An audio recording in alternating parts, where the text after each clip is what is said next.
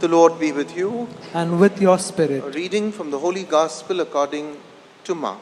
Glory be to you, O Lord.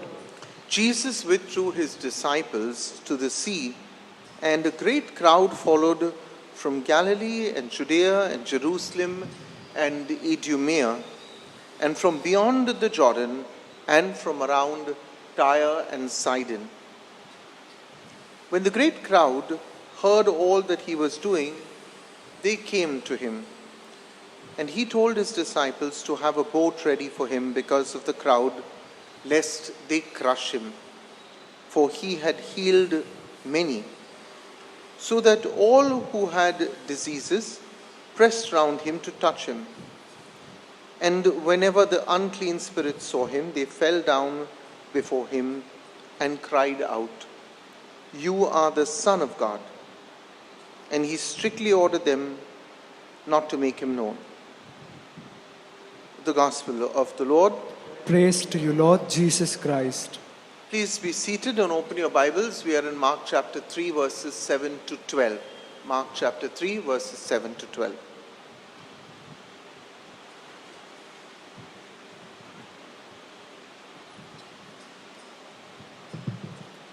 So, my dear sisters and brothers, just to remind you that whenever we read the Gospel of Mark, we must always look out for those little lines and sentences or characteristics of the Gospel of Mark. One thing I've been telling you is that in the Gospel of Mark, Jesus is always fighting the evil one.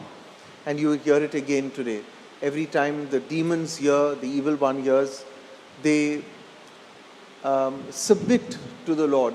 For the Gospel of Mark, one of Jesus' principal missions is to battle Satan. That's why you remember that the first miracle that Jesus worked was a miracle in the synagogue where there was a man, and in that man there was the evil one. And Jesus, the first miracle in the Gospel of Mark that he works is to draw the evil one out.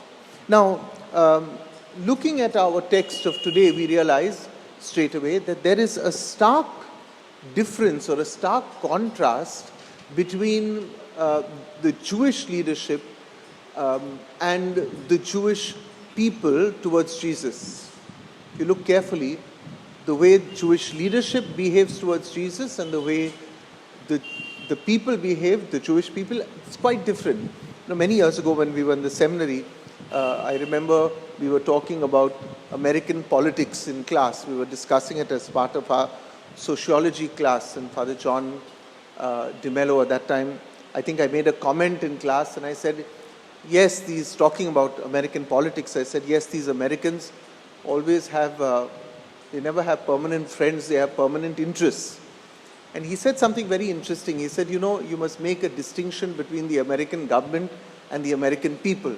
Yeah, and this is where we don't make that distinction. In the same way, you have to make a distinction between the Jewish authorities, their attitude towards Jesus, and the Jews, the Jewish people. Now, the last section, if you remember, which we have been studying, which ended yesterday, ended with the Pharisees and the supporters of Herod Antipas, the king at that time, were plotting to destroy him. If you remember, chapter 3, verse 6, ended with those words that they went out to find a way to destroy Jesus. That was the last section. Now, the people, on the other hand, clearly love Jesus. And we can see that today. But St. Mark will also bring out in the days to come, and starting with today's text, he will also bring out the fickleness of humankind who blow as the wind does. One day they will shout Hosanna, and a few days later they will shout, crucify him. Yeah, this is what we call the fickleness of humanity. We praise somebody one day when we like sitting in their boat, and the next day when their boat is rocking, we start cursing them. We say a lot of unkind things to them. Now, Mark will develop this fickleness of humankind, of humanity, from chapter 3, verse 7, that's the beginning of today's text, all the way down to chapter 6, verse 6. In fact, if you turn your Bibles to chapter 6, verse 6, you will see that Jesus says, And he was amazed, or rather scripture tells us, and he was amazed at their unbelief. He has worked miracles after miracles for these people. And towards the end of this section, we can see very clearly, Jesus is amazed. The word is amazed. It's like, what more do I have to do for you to believe who I am? The fickleness of human beings. The day you get your miracle, praise the Lord. The day I have suffering, where is the Lord? Yeah? You can't sing a different song. The Lord is the Lord. Blessed be his name. The Lord gives, the Lord takes away. Blessed be the name of the Lord. We can't change our feelings towards the Lord. The Lord is the Lord. Yeah, it is we who are fickle. Now, at first, the people, as we read today, flock towards Jesus in droves. Literally, there are thousands coming there. Interestingly, from all these people who flock around him, we will see tomorrow how Jesus chooses the 12. And the scripture will tell us that he chose the 12 that he wanted. How interesting. Yeah? Not 12 that imposed themselves on Jesus and said, choose me. That he wanted. And he will call them, tomorrow in the text we will see, he will call them apostles. The very word apostle comes from the Greek word which means to be sent. The 12 apostles are the 12 that were sent out in the name of Jesus. So one who is sent is an apostle. But then the opposition to Jesus' ministry, as we will see, will also come swift and fast from different quarters. His family will oppose him. You remember this text in scripture when they come to take him away by force, thinking that he's possessed. The scribes will attack Jesus. And finally, he will be rejected by the very people from his own hometown in Galilee, prompting him to say, I think if you turn your Bibles once again to chapter 6, verse 4, then Jesus said to them, prophets are not without honor except in their own hometown and among their own kin and in their own house. Now, today's reading, therefore, focuses on the wave of overwhelming positive response shown to Jesus. Today we will see lots and lots of praise, lots of adulation, lots of affection, and lots of support for Jesus. He has moved from Capernaum to some site close to the Sea of Galilee. How do we know this? Because he asks for a boat. He wants to get into a boat. Now, those who flock to meet Jesus are, as we are told from Scripture, people from every corner. We know that they have come from Idumea, from Tyre and Sidon, mentioned in the Gospel of today. These are places that were situated outside the lands of Israel.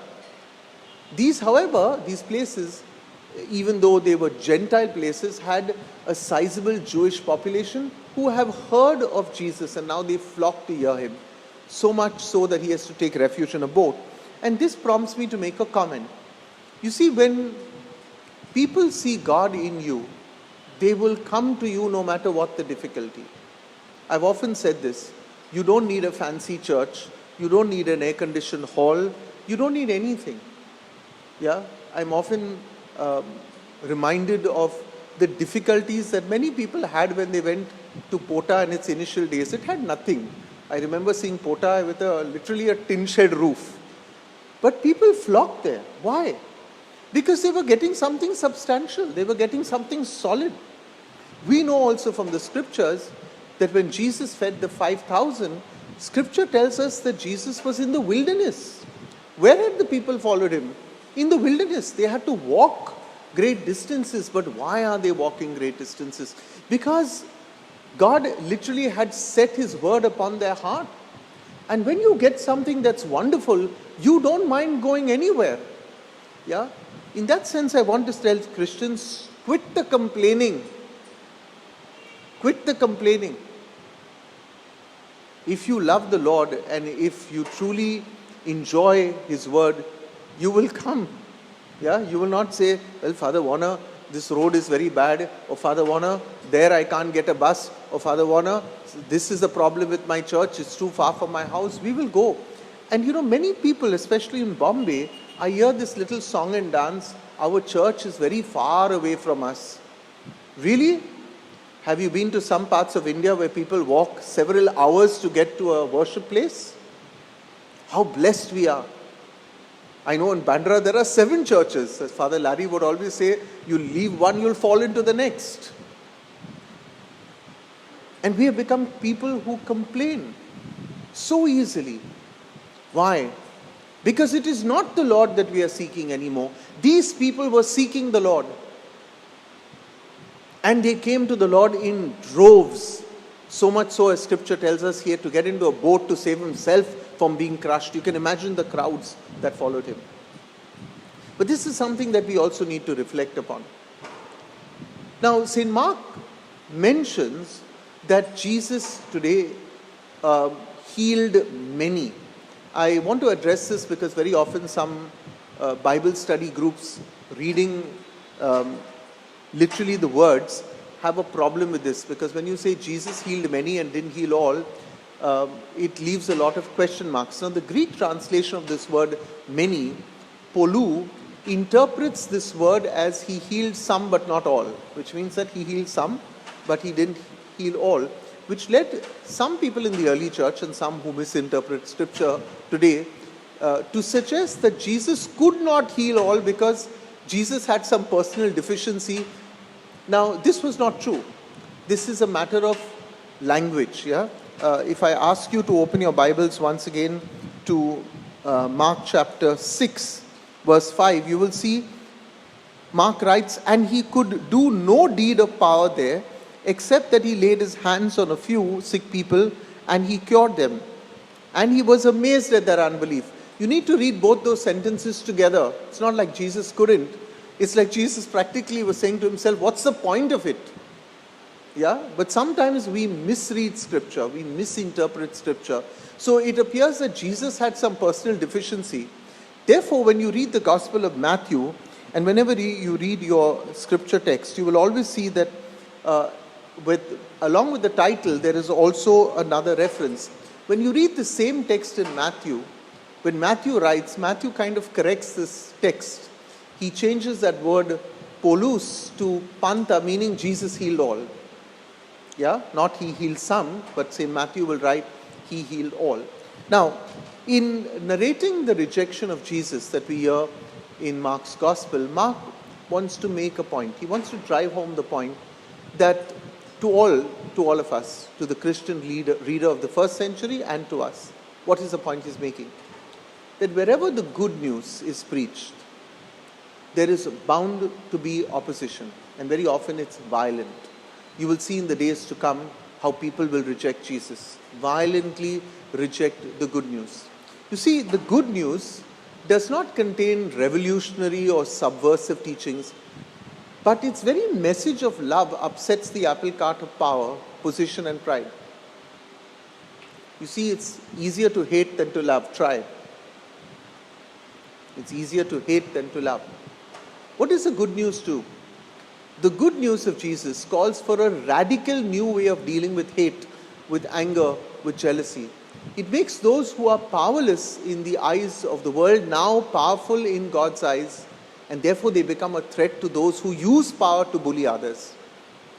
It teaches one, therefore, to speak the truth with power, speak gently and speak effectively. And in the days to come, you will see this is what Jesus does. He will speak truth to power. He will speak to those who oppose him, but he will speak the truth. And I want to warn you this, as I said a few days ago, that when you speak truth to power, they don't like it. Just as a helpful tip, whenever you preach the good news or talk about the good news and you are rejected, you'll notice that people will turn around and tell you, look at your own personal life. Yeah? Why are you preaching to us? You also make mistakes. This is the typical behavior of those who cannot address the situation that they have done something wrong. Yeah, they get, as we say in Latin, ad hominem, personal. Yeah? When people get personal with you, don't get upset. Never get upset. Know that you are on the right path. You see, if somebody was able to argue, they'll argue a point with you. But when they cannot argue a point, what do? Your mother was like this, now you are also like this. You say like, Why are you dragging my mother into this situation? They will do exactly the same thing to Jesus. When they cannot deal with Jesus, what do they say? Don't we know you? Aren't you Joseph's son? Aren't you Mary's son? Oh, we know who you are. And this is what happens when you preach the good news. Opposition is bound to happen. Take it in your stride.